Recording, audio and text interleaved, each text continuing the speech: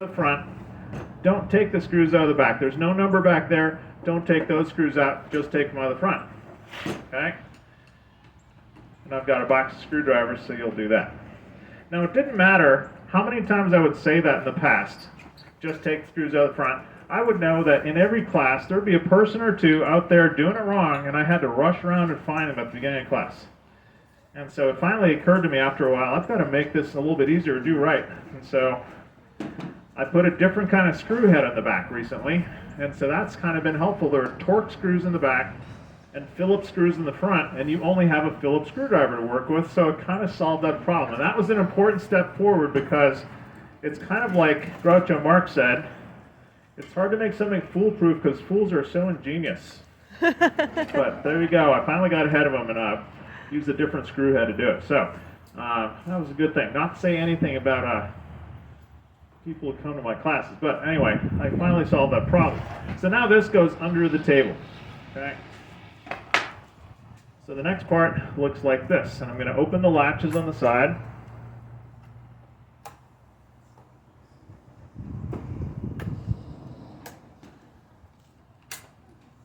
And this next part lifts off like this. Now you open the latches. Now notice that there are little alignment pins underneath here. These are like little nails that stick out. So it goes back together nice and straight and makes a good two-part mold. But these are a little bit of a hazard. Okay, if you had this sitting on your table and just kind of casually lean down on it, you could put it right through your hand, get a nasty puncture wound in your hand. Even worse, you could get blood all over my stuff. Okay, so don't do it. Don't do that. Just be careful. Just know they're there. Don't do it. Okay, before this goes under the table, there's a groove that goes all the way along the inside of this box here and here. And there's usually sand in it from the last class, like there is here. So you're going to take that sand, that dry sand, and just scrape it out into the bottom of the box, like that. Same thing, other side, just like so. Okay. Now this is ready to go under the table too. I'm going to ask you not to bounce that ball anymore, okay? Super distracting. Thank you. Hold on to it. Okay. So now there's dry sand in the bottom here. That's a good spot for it. Leave it there. Okay.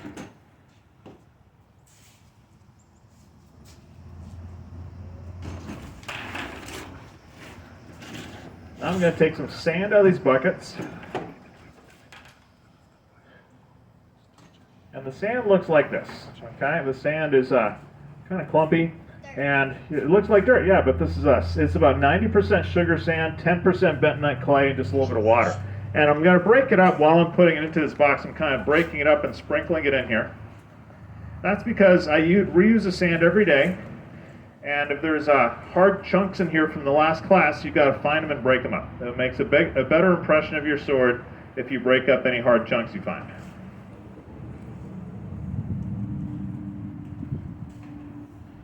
And because I reuse the sand every day, I don't want to lose it, okay? So you've got to be very careful not to get sand on the ground today, okay? Because if it's on the ground, it might get stepped into the ground or whatever. So every once in a while, you got to look at your feet and see, like under your table, if there's a lot of sand under your table, do something different. You can do it, okay? You just have to be kind of careful about it. And if you do get too much sand on the ground, I'll tell you about it because I care about this sand. I don't want it lost because I really need it. I have to have smaller classes if I lose a bunch of sand today, so we can't do that.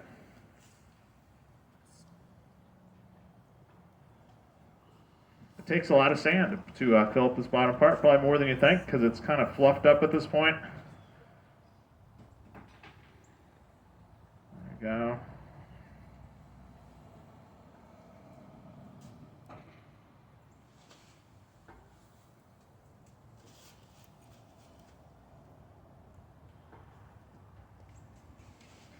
When I recommend the ages of people to come to my class, I always say 5 and above, and it's not because of a safety factor, it's because if they're younger than 5, and I tell them to do something with sand, all they can do is play with it. They're just like, I'm just going to make a little pile. Like, they just can't stop playing with sand. So that's where my age recommendation comes from. Okay, so anyway, it was about that much. About that high. About twice as high as the box. That's how much sand you're putting in there before you do any packing at all. Now I'm going to pack it down. And the packing is really kind of specific, so watch carefully how I do it. This is what people do wrong sometimes if they're not paying attention, so make sure you're paying attention, okay? You're going to pack it down with the flats of your hands only, like you're slapping down on top of it, like that, okay? Just like this.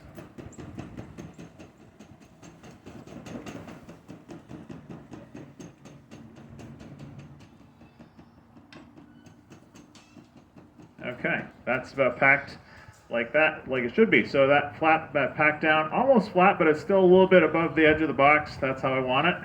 And now I'm going to scrape the sand off the edge of the wood here, because we don't need any sand there, and we don't need any sand there. So I scrape those off.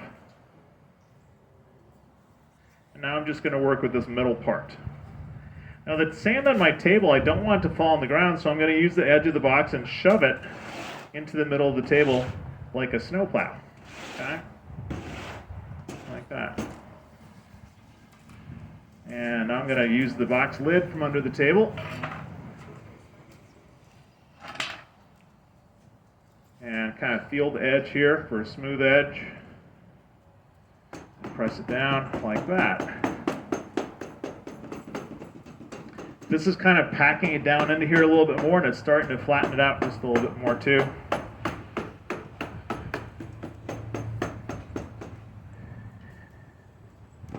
Looks like that. Has a little bit of ridges in it still, but it's pretty flat. And now to really smooth it out, I'm going to take the box edge and do this sawing motion. This is called screeding. It's going to go like this, just a little sawing motion, pushing hard down, and then just sawing along real slow, like this.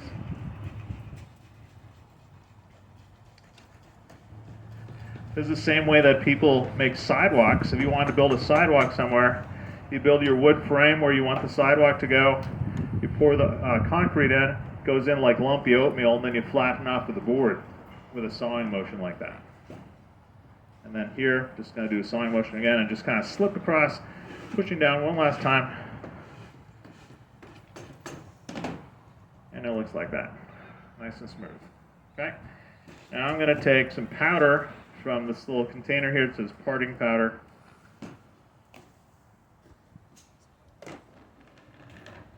I'm going to take this little bag and tap it. So the powder comes right through the fabric of the bag when you tap it like that. And you're going to go right above this bag, right above the sand, and tap it.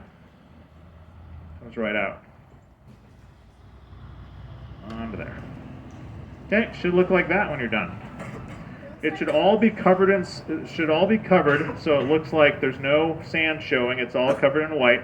But it shouldn't be so much that if you tilt it sideways, it looks like a snowdrift coming off of it. That would be too much, okay? It should just look like that. Okay? Yeah?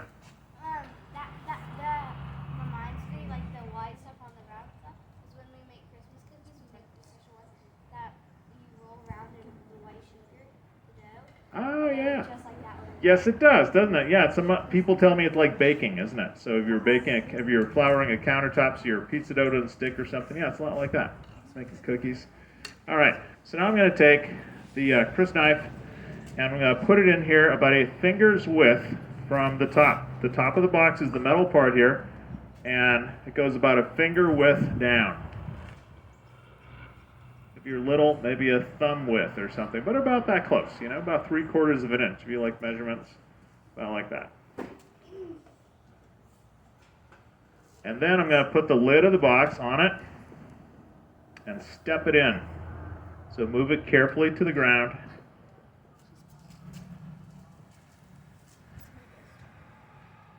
And step on it. Like that.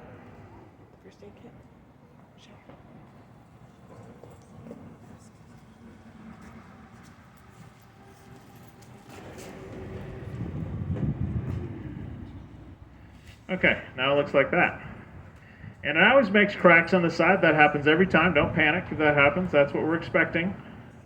That's what will happen. But to fix the cracks, all you do is hold the sword down with one hand and lightly press those cracks shut. Kind of push that sand a little toward the sword again. And only the cracks that touch the sword matter at all. Okay? If it is like way out here, away from the sword, it doesn't matter a bit. I don't care about it.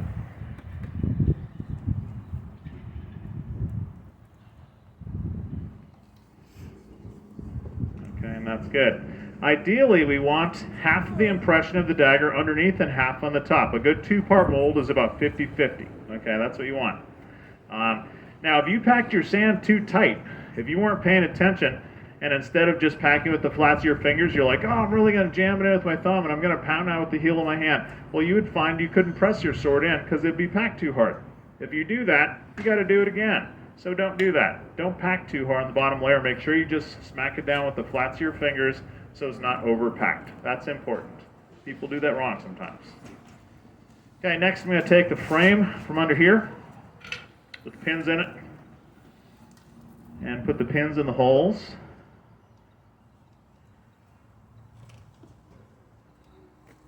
Will I be getting a metal one? Straighten that pin out a little bit.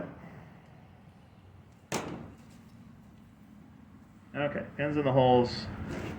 Latch your latches.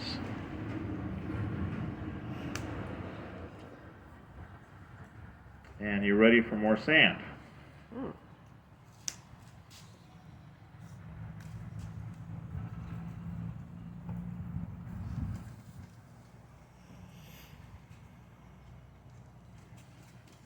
Okay, now notice that there are little metal insets in this top part of the box where the frame is.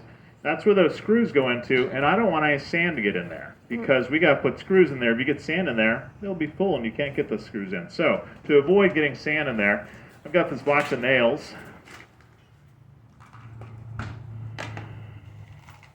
And these are just little roofing nails.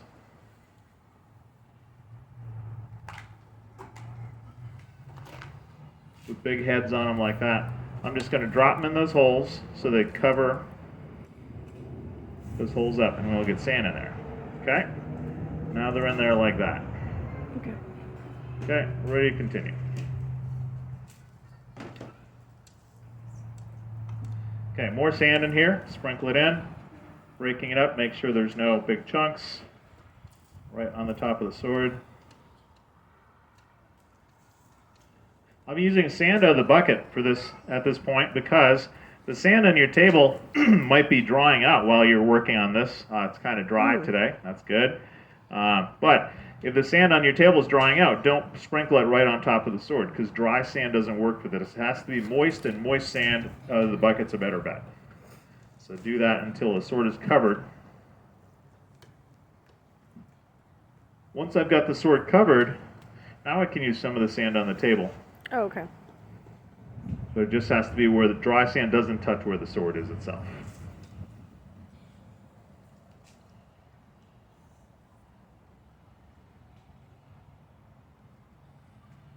Okay.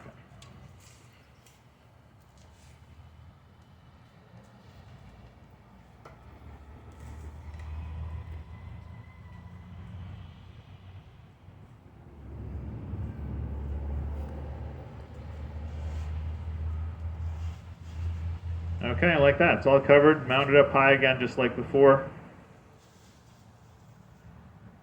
Now I'm going to start by doing it the same way I did before, with the flats of my hands, smacking it down like this, starting to pack it in.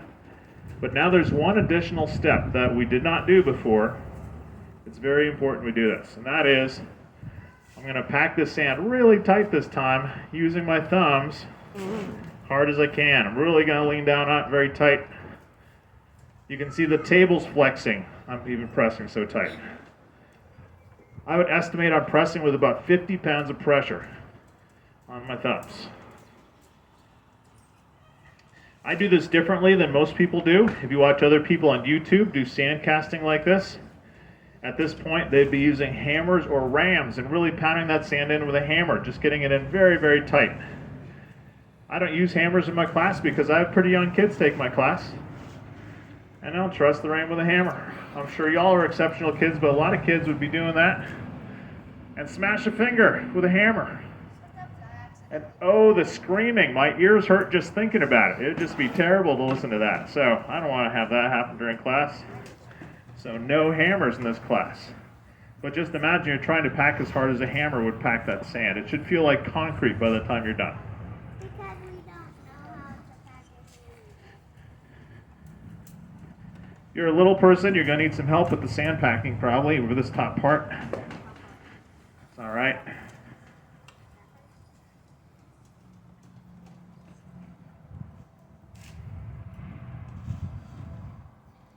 Okay, once it's all in there real tight, I lean out with a thumb and check it, and sure enough, real tight. Okay, now I'm going to take my box lid and scrape the top out flat again, so that lid can go back on there flat.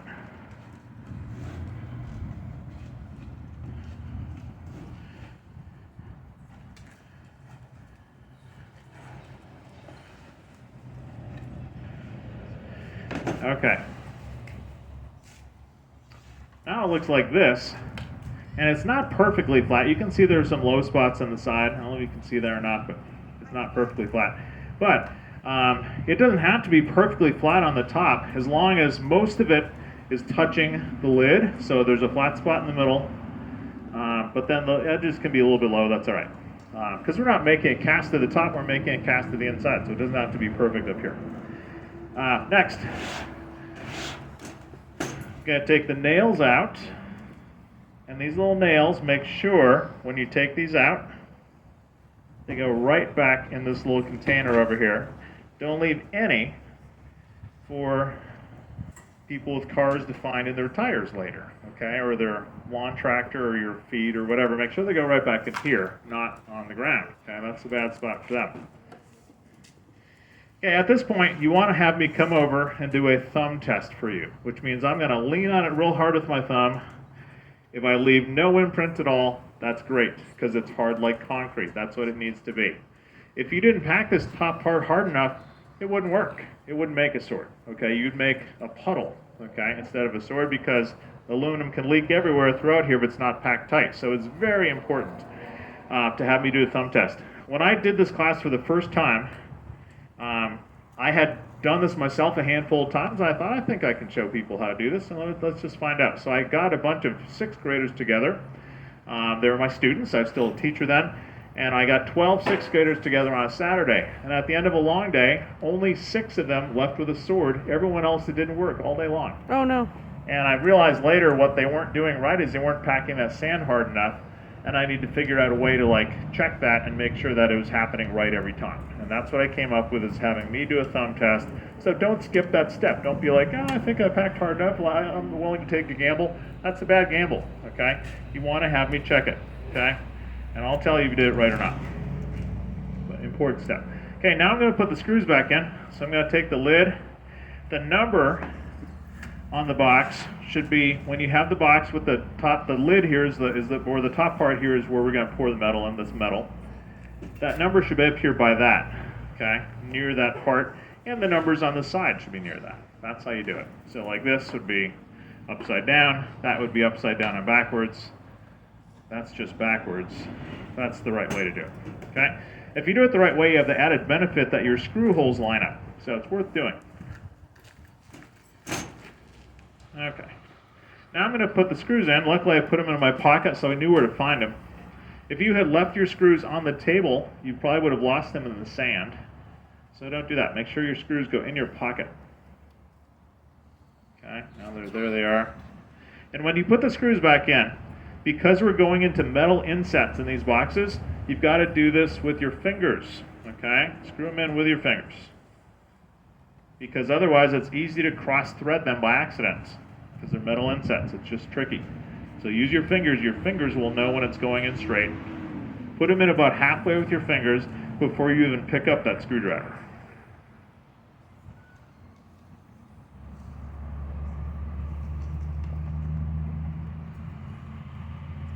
Okay. Now I'm going to use the screwdriver and screw them in the rest of the way. It's easy once I get to this point.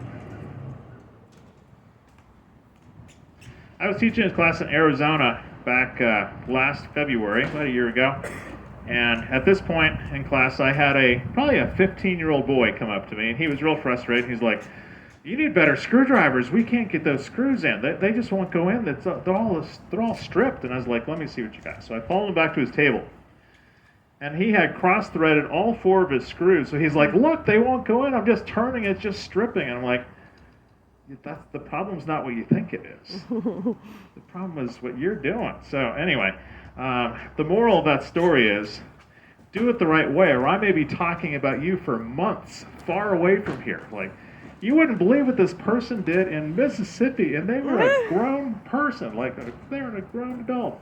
So anyway, don't do it wrong. So now they're in. The one part that I haven't packed down with the sand is this hole right here. There's still loose sand right there, so I got to pack that down too. So pack that down. Loose sand is unpredictable sand. We want all to be predictable, so pack that in too. Okay.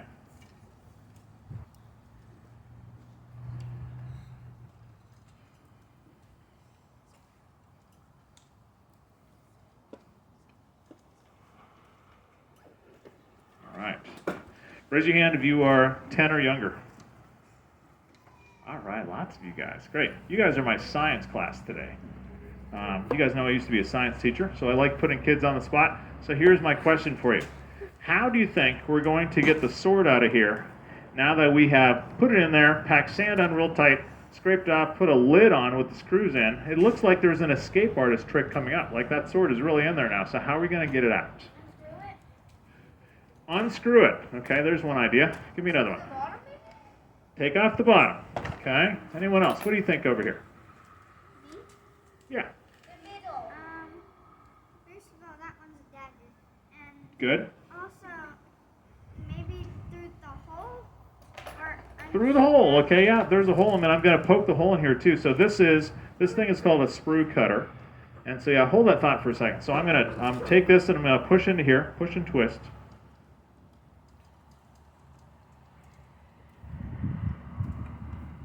Okay, and then if there's sand in there, tap it on your table, and it's out. Now there's a hole that gets right into where the dagger was. So you think, pull it out the hole. No? it won't fit. It won't fit. Okay. Hinges. What do you think? Hinges.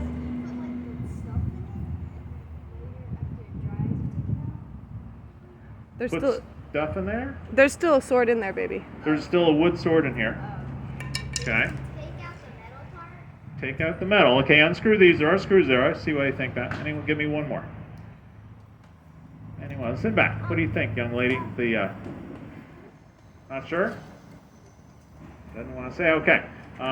Okay, so we have pull it out the hole, but you don't Raise think your that's hand going to if you work. Take the lid off. Anybody think we're going to burn it out? Well, now that you say that, yes. Yes, okay, burn it out. Okay. Well, burning it out was not going to work because that was a trick. I was trying to get someone to go there because if we burn it out, if we pour the hot metal on there, you can see when hot metal touches the wood, it does burn it, but it would only char the very end of it, and then once the hot metal's on there, no more oxygen can get where it's got to go, and it can't burn any further. So we'll just kind of char the end. Now, we're doing that every class. These would just get shorter and shorter every class because they're charred a little bit more until we'd just be having these little stubs of swords. I have to make them all again. I don't want to do that much work, so I'm not going to do that. Too much, not enough oxygen for that one. Okay, so the another idea would be unscrew this. We're not going to unscrew anything. It's all screwed together. We could unscrew things, but then we have to like excavate all the sand. We don't do that. We've worked hard to get that sand in there. Anybody think we're going to open the latches? Okay, good. Open the latches. Okay. That's what usually works. That's what I'm going to do right now. So I'm going to open the latches. When someone at your table is doing this part, don't bump the table. This is delicate. Okay, so here I go. I'm going to open the latches.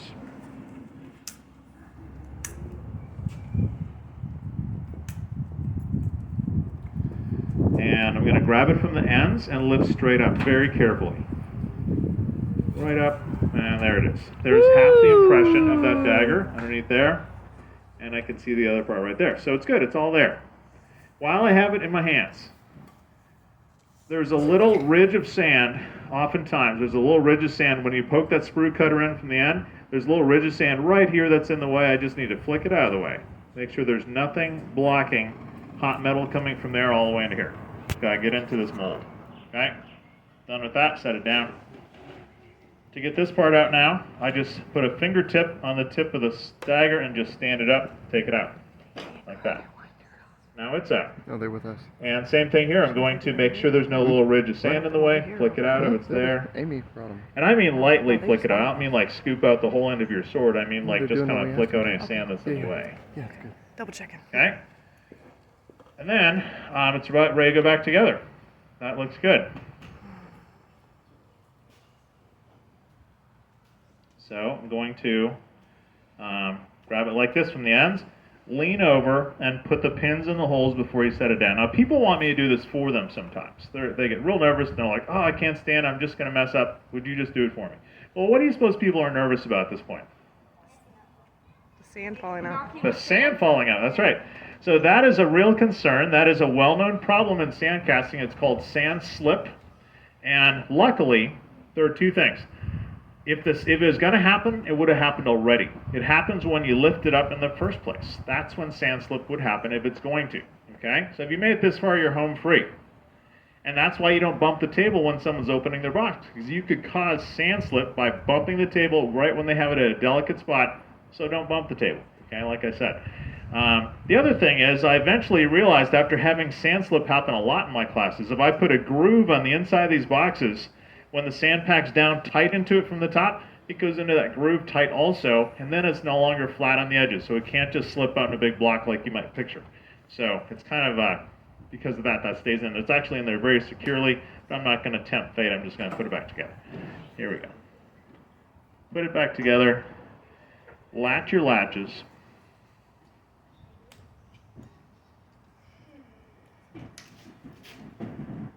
And you're done.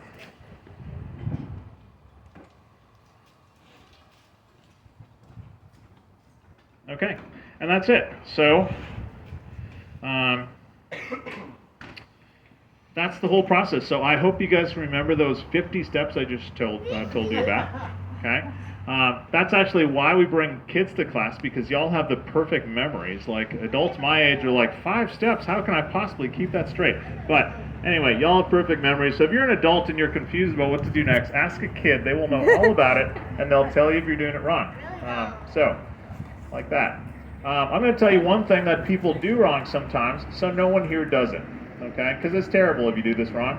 I'm going to show you what could happen, okay? Sometimes people do this, where they did everything right. They packed it in there, put the lid on there, opened it up, took the sword out, and realized they forgot to put the hole in there. Okay, like, oh, my sword's out, but I didn't put a hole in there. Let me do that now. So they get the little thing and the sprue cutter, and they're like, okay, let me put a hole in there now. And they're like, oh, look. Wow, that went in further than I thought it was going to go. Oh, well, no. okay, go ahead and cast it out. Well, guess what? If you do that one step out of order, I'm going to show you what happens. It is terrible. Yeah, you knew that. Like, that was bad news for that mold, wasn't it? Anyone who's a perfectionist, that probably about stopped your heart. You're like, it was just perfect. What did you do? So now it's like that. Now it's like a big gouge is cut in. Here's a big chunk of sand in the way. This side is even worse. That side's like that now. Look at that mess. If you pour metal in there, there's no way you can get around that. It's just stuck. It's just like right there. I would have poured about that far and that'd be it. You would have messed up your sword right at the end. So don't poke that hole in there unless your sword is still in there to stop it. That's an important thing. And I had to put the sand back anyway because we have a big class. We need all the sand we got. So anyway, I wasn't going to get to pour a demo today anyway. But that's that. So you guys are ready to go to work. So I got to tell you what's going to happen next.